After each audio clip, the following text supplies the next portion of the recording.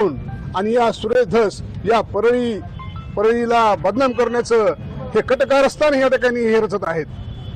सुरेश धसांकडून वारंवार वाल्मिक कराड यांचं नाव घेतलं जाते, त्यांच्यावर थेट आरोप केले जातात, त्यांच्या प्रॉपर्टीच्या संदर्भातही टीव्हीवर बाईट दिल्या जातात। हे जाणीवपूर्वक एक षडयंत्र आहे यांचं हे की यांना काय करायचं याच्यातून काय साध्य करायचं हे काही कळायला मार्ग नाही।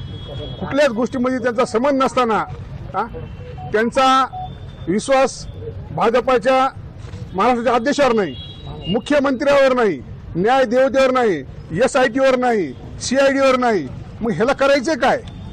आणि जाणीवपूर्वक या परळी शहराला बदनाम करण्याचं आणि जातीवाद निर्माण करण्याचं काम या ठिकाणी सुरेश धस करत आहेत।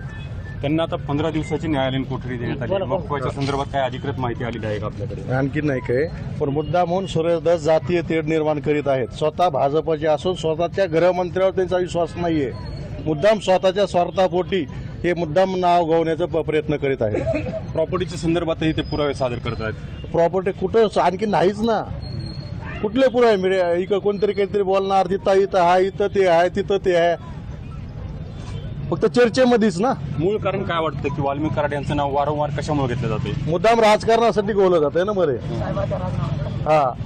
साहेबाला अडचणीत आणण्यासाठी षडयंत्र चालू आहे सगळ्यांचं। आज सकाळपासून हे आंदोलन सुरुवात आहे। आज सकाळपासून आंदोलन सुरुवात आहे। हे आंदोलन कधीपर्यंत चालणार आहे आणि काय प्रमुख मागण्या आहेत तुमच्या? वाल्मिक कराड यांच्या आईची प्रकृती देखील बिघडलेली दिसते। आमची अशी मागणी आहे परळीकरांची, ते जे खून प्रकरणी पूर्ण महाराष्ट्र संतोष भैयाच्या दुःखामध्ये सामील आहे, परंतु हे जे आमदार आहे धस आणि संदीप क्षीरसागर हे ह्याच्यामध्ये राजकारण करत आहेत 100%। आणि मी कडकडीची विनंती करतो की कोणी जरी टाकीवर जाऊन शासनाला प्रशासनाला भीती घालून की अण्णाला विनाकारण 302 मध्ये वाढायचं काम करू नये, कारण की अण्णावर ह्या परळीकरांचं आणि महाराष्ट्राचं प्रेम आहे। अण्णाला नाहक बदनाम करण्यात येत आहे आणि ह्या जे कधी ह्या प्रकरणामध्ये असेल तर नामदार धनंजय मुंडे साहेबांनी स्पष्ट सांगितलेलं आहे त्यांना फाशी द्या। पुढील दिशा काय राहील? आता शहर तर जवळपास मोठ्या प्रमाणात बंद करण्यात आलेलं आहे, पुढील दिशा काय राहील आंदोलन? वाल्मिक अण्णाची इथं आई आलेली आहे आणि वाल्मिक अण्णाच्या परिवारासोबत पूर्ण परळी आहे। आज परळी कडकडीत बंद व्यापाऱ्यांनी केलेली आहे, कारण की हे विनाकारण नवीन स्टंट करत आहेत। ह्यांना स्टंट हे आपलं सुरेश धस हे क्षीरसागर रोज नवीन उठल्या नवीन काहीतरी नाटक करायचं। आणि एक गोष्ट लक्षात ठेवा, देशामधले सर्व उच्च तपास यंत्रणा हे तपास करत आहे, SIT आहे, CID आहे, पोलीस प्रशासन आहे महाराष्ट्राचं। आम्हाला विश्वास आहे अण्णाला न्याय मिळेल, परंतु हे नवीन नाटक करत आहेत। एक गोष्ट लक्षात ठेवा, तुम्ही याच परळीमध्ये बघितलं असेल, बाया महिला आणि प्रत्येक जण टावरवर चढतील, कुणी आत्मदहन करतील, ह्याचं प्रशासन जबाबदार राहील। थेट आत्मदहनाचा इशारा देत आहेत तुम्ही? हो, आता कसं आहे माहिती का, अण्णा ह्या परळीचा जीव आहे, परळीची शान आहे आणि अण्णानं कधीही चुकीचं काम केलेलं नाही। आणि 18 पगड जातीचं नेतृत्व म्हणजे वाल्मिक अण्णा आहेत, त्यांच्या समर्थामध्ये आणि त्यांनी जे कार्य केलेले आहेत 1 लाखापेक्षा जास्त लोक मैदानात उतरतील साहेब। एकूणच वाल्मिक कराड यांच्या बोला, तपास यंत्रणेवर जर दबाव आणून जर असं होत असेल, कोणावर 302 किंवा 307, तर हे चुकीचं आहे। भारताचं संविधान समोर ठेवून पोलिसांनी आणि CID आणि SITने निर्णय घ्यावा, आम्हाला ते मान्य आहे। पण उगाच कुणीतरी कोणती एखादी जात दबाव तंत्र जर वापरत असेल कायद्यासाठी, तर हे पूर्णपणे आपल्या भारत देशालाच अन्याय आहे, पूर्ण वाल्मिक अण्णावरच नाही तर संविधानाचा अपमान आहे। पुढील आंदोलनाची दिशा काय राहील? पुढील आंदोलनाची दिशा ही स्टार्टिंगला वाल्मिक अण्णाची आईच तर उठणार नाहीत, ते मेले तर मेले म्हणून सकाळीच त्यांनी सांगितलं मी इथंच मरणार आहे म्हणून। बाकीचं बेमुदत बंद परळी राहणार, बाकीचे मग आता हे बीड डिस्ट्रिक्ट मध्ये जे ठरवतील। संदीप क्षीरसागरांवर आरोप होतोय या ठिकाणी, धस यांच्यावर देखील आरोप होतोय, काय वाटतं? हे पूर्णपणे खरे आहेत, तेच खरे डॉन आहेत। हे आका जे म्हणतात ना, खरा सुरेश धसच आका आहे आणि संदीप सुद्धा आका आहे। त्यांनी SP गायब केलं त्याच्या बापा त्याच्या आजीने येते, आणि हे खरे आका। आणि इकडे अण्णा वाल्मिक अण्णा एका कष्टकऱ्याचा घोरगरिबाचा लेकरू एक मोठं झालं म्हणून यांना देखवना गेलंय आणि एवढा गोरगरिबाच्या पुढे जाऊन ह्यांच्या पुढे जाऊन पाया पडलेले ते सुरेश दस अण्णाच्या 10 वेळेस माझ्या समोर पाया पडलेत वाल्मिकांना फोन करून अण्णा म्हणून. 2 दिवस अगोदर मुंबईमध्ये 2 दिवस अगोदर स्वतः सुरेश दस अण्णाला भेटलेले आहेत, अण्णाचा सत्कार केलेला आहे त्या सुरेश दसने निवडून आलो त्यांच्या पाया पडले. स्वतः सुरेश दसने स्वतः. ह्याचा सुद्धा तपास करावा ना पोलिसांनी. आता विसरले का मग ते? आता विसर राजकारणापोटी द्वेषापोटी गद्दार झाले. गद्दारच आहे पहिल्यापासून. ह्या पक्षातून त्या पक्षात त्या इकडून पक्षात तिकडे उडी मागायची, तिकडून तिकडे हे करायचं ते करायचं. सुरेश दसची चौकशी झाली पाहिजे या प्रकरणामध्ये. रेकॉर्ड त्यांचे काढा. त्यांच्यावर आरोप झाले तर त्यांच्यावर बी चौकशी झाली पाहिजे सुरेश दस बरोबर. ते ऑनस्क्रीन येऊन संदीप क्षीरसागर असतील किंवा सुरेश दस असतील ऑनस्क्रीन येऊन आरोप करतायत, डॉक्युमेंट दाखवतायत. कोणते कुठले डॉक्युमेंट दाखवले, कुठल्या गोष्टी दाखवल्या, यासाठी दाखल करा. कुठले हे पुरावे केले. फक्त आरोप करायचे, मीडिया समोर यायचं आणि आरोप करायचा. प्रत्यक्ष काय सिद्ध झालंय, कुठं काय झालं आता काहीच नाही ना. त्यांच्याकडचं प्रूफ असतील तर दाखवायला पाहिजे तरी प्रूफ प्रत्येक द्यावा, कोर्टामध्ये द्यावा ना त्यांनी.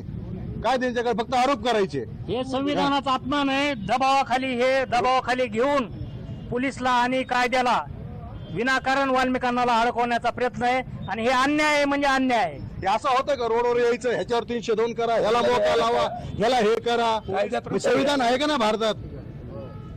बाबासाहेब आंबेडकरांनी संविधान भारताला दिलेलं आहे ना.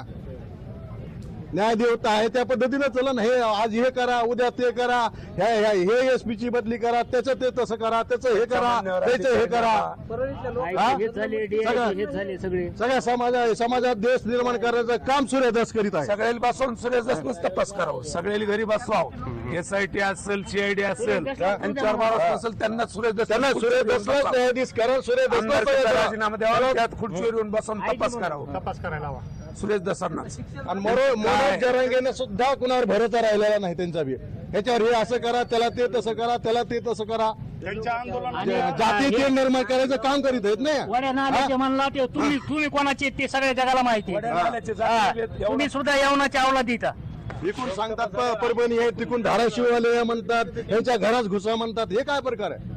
वड्या नाल्याच्या अवलादी म्हणतात. येऊन दाखवा म्हणा घुसायला. एकूणच या ठिकाणी जे आंदोलन सुरुवात आहे, आंदोलकांच्या संतप्त भावना आहेत आणि जोपर्यंत कराड यांच्यावर जे काही आरोप केले जात आहेत, त्यांच्यावर जे गुन्हे दाखल झालेत ते वापस घेणार नाहीत. आपण अन्य नक्की काही विशाल. समर्थकांशी देखील बोलणार आहोत. काय सांगाल, हे आंदोलन कधीपर्यंत चालेल? आता आमच्या माणसाला जोपर्यंत न्याय मिळत नाही, वाल्मिकांना कराड परळी शहरात मीडियाने येऊन विचारावं काय माणसाने केलंय. त्या सुरेश दस कोणत्या कॅटेगरीचे आहेत ते चौकशी करावी, व्यापारी चौकशी करावी. तोपर्यंत आमच्या माणसाला जोपर्यंत माग होत नाही, यापुढे या आंदोलनाची तीव्र दिशा आम्ही जाहीर करून याच्यापेक्षा मोठं आंदोलन चालू ठेवू. एक मिनिट, तुम्ही या पुढे. काय सांगाल तुम्ही? हे जे आंदोलन करून हे करून काय जे प्रशासनाला दबावाखाली घेत आहे काय, तर आंदोलन करून जर कुणावर जर खोटा गुन्हा दाखल जर होत असेल काय, तर ह्याच्यावरचा म्हणजे न्यायाधीशावरचा प्रशासनावरचा कोणताच नागरिक हे विश्वास ठेवणार नाही या गोष्टीवर काय. आणि ते ज्या पद्धतीमध्ये आंदोलन करतायत की खोटा गुन्हा दाखल करा, मोका लावा, 302 मध्ये वाल्मिकांना अटक करा काय, त्या गुन्ह्यामध्ये सामावून घ्या. तर आम्हाला माहिती, सर्व बीड जिल्ह्याला माहिती की वाल्मिकांनाचा ह्या आज SIT चौकशी करायली, CID करायली, पुन्हा SP करायली. तर ह्याच्यामध्ये त्यांचं कुठंच काही संबंध येईना. म्हणून हे आंदोलन करून खोटे गुन्हे जर दाखल करीत असतील तर आम्हाला बी आंदोलन करून ते खोटे गुन्हे वापस घेण्यासाठी आम्ही बी आणण्यासाठी रोडवर उतरू. आता न्यायालयीन कोठडी सुनावण्यात आली 15 दिवसाची. न्यायालयीन कोठडी सुनावण्यात आली आहे, खरी गोष्ट आहे. पण आज जे त्यांनी जे काल आंदोलन केलं काय, त्यांनी परवा दिवशी सांगितलं होतं. मला सांगा, काल मी बघितली त्यांची बाईट, सर्व बघितलं. संदीप क्षीरसागर हे बीडला राहतात, त्यांना 5 घंटे यायला लागतात. कुठं मस्साजोगमध्ये. बजरंग सोनवणे केजमध्येच राहतो ना, त्याला 5 घंटे लागतात का मस्साजोगमध्ये जायला. आणि मनोज दादा जरांगे पाटील हे 10 मिनिटांमध्ये तिथं आले. हे कुठून आले 10 मिनिटांमध्ये तिथंच काय? म्हणजे हे ठरवून तुम्ही जे षडयंत्र करायला काय, हे सगळ्यांच्या लक्षात येईल. पण ह्याला जर प्रशासन जर बळी पडलं तर प्रशासनाला आम्ही बी बळी पाडण्यासाठी आम्ही रोडवर उतरू, आम्ही बी आंदोलन करू, आम्ही बी आत्मदहन करू. सत्ताधारी असतील, विरोधक असतील, सर्वच पक्षातील नेते विरोध करतात. हो, आम्ही जो संतोषदादा देशमुखचा जो मर्डर झाला, जो खून झाला, त्याला कुणीच पाठीशी घालत नाही. ते जे आरोपी आहेत त्यांना फाशी व्हावं म्हणून आम्ही बी निवेदन दिले, आम्ही बी रोडवर उतरलो. काय आम्ही त्या जे खुनी आरोपी आहेत त्यांना पाठीशी घालत नाहीयेत काय, पण जे तुम्ही त्या खुनाच्या मागून जे राजकारण करतायत ह्यासाठी आम्ही रोडवर उतरलो. जिल्ह्यातील लोकप्रतिनिधी आहेत राष्ट्रवादी काँग्रेसचे, ते सुद्धा वाल्मिक कराड यांच्या विरोधामध्ये गुन्हे दाखल करा म्हणून मागण्या करत होते. ते जातीवाद करतायत. आज मला सांगा कोण बोलतं? काय सुरेश धस बोलतात, काय संदीप क्षीरसागर बोलतात, बजरंग सोनवणे बोलतात, काय पुन्हा प्रकाशदादा सोळंके बोलतात. हे जातीवादासाठी हे जे की त्या 302 गुन्ह्याच्या मागून